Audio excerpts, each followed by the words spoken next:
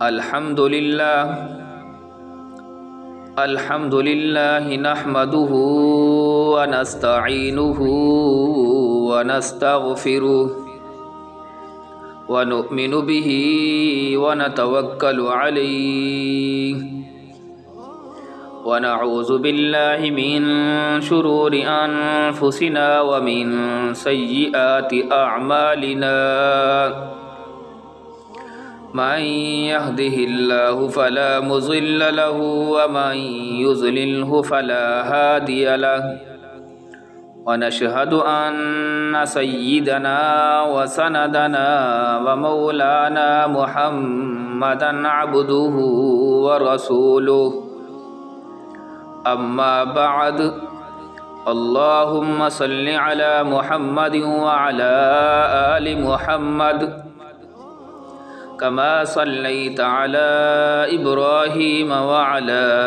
آل إبراهيم إنك حميد مجيد اللهم بارك على محمد وعلى آل محمد كما باركت على إبراهيم وعلى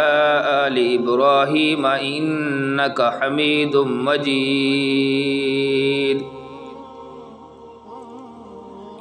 السلام علیکم ورحمۃ اللہ وبرکاتہ۔ آج ہماری حدیث کا عنوان ہے حضرت ہارون علیہ السلام کے دو بیٹوں کے بارے میں، کہ حضرت ہارون علیہ السلام کے دو بیٹوں نے ایسا کون سا جرم کیا تھا، ایسا کون سا گناہ کیا تھا جس کی وجہ سے اللہ تبارک و تعالی نے ان دونوں بیٹوں کو یہ سزا دی تھی۔ حضرت وہب بن منبہ فرماتے ہیں کہ اللہ عز و جل نے حضرت موسیٰ علیہ السلام کی طرف وحی فرمائی کہ میں آپ کی طرف آگ بھیج رہا ہوں، آپ اس کے ساتھ بیت المقدس میں روشنی کریں۔ تو حضرت موسیٰ علیہ السلام نے حضرت ہارون علیہ السلام کو بلایا اور فرمایا کہ اللہ عز و جل نے مجھے آگ روشن کرنے کے لیے منتخب کیا ہے اور میں آپ کو اس کے لیے منتخب کرتا ہوں۔ پھر حضرت ہارون علیہ السلام نے اپنے دونوں بیٹوں کو بلایا اور فرمایا کہ اللہ عز و جل نے حضرت موسیٰ علیہ السلام کو آگ کے لیے منتخب کیا ہے اور انہوں نے مجھے اس کے لیے منتخب کیا ہے اور میں تمہیں اس کے لیے منتخب کرتا ہوں۔ تو یہ دونوں آگ کی انتظار میں بیٹھ گئے اور حضرت موسیٰ علیہ السلام اور حضرت ہارون علیہ السلام بھی آگ کی انتظار کر رہے تھے، لیکن ان دونوں نے دنیا کی آگ کی طرف جلدی کی اور بیت المقدس میں دیا جلا دیا۔ تو اللہ تعالیٰ نے ان دونوں پر آسمان سے آگ اتاری اور ان دونوں کو راکھ کر دیا۔ تو حضرت ہارون علیہ السلام اٹھے تاکہ ان کو آگ سے چھڑائیں، تو حضرت موسیٰ علیہ السلام نے ان سے فرمایا خدا کی قسم تم ان دونوں کو چھوڑ دو حتیٰ کہ یہ اپنے عمل کا عذاب چکھ لیں۔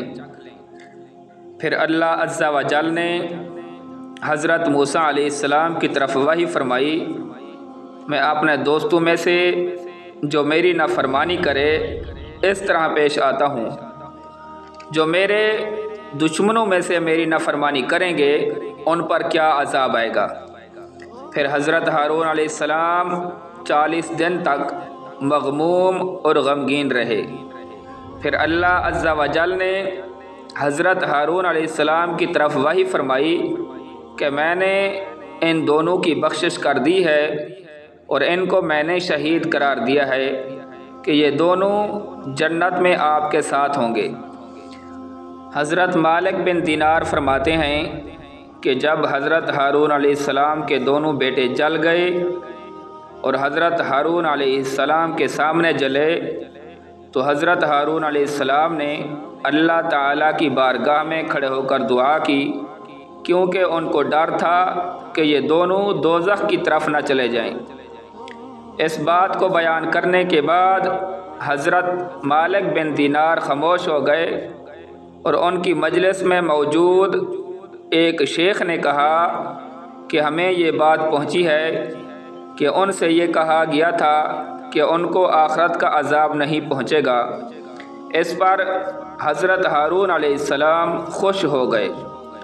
اس واقعہ کو سامنے رکھ کر، اس احادیث کو سامنے رکھ کر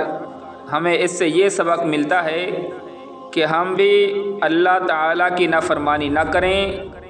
اور حضرت محمد صلی اللہ علیہ وسلم کے طریقوں کی بھی نافرمانی نہ کریں،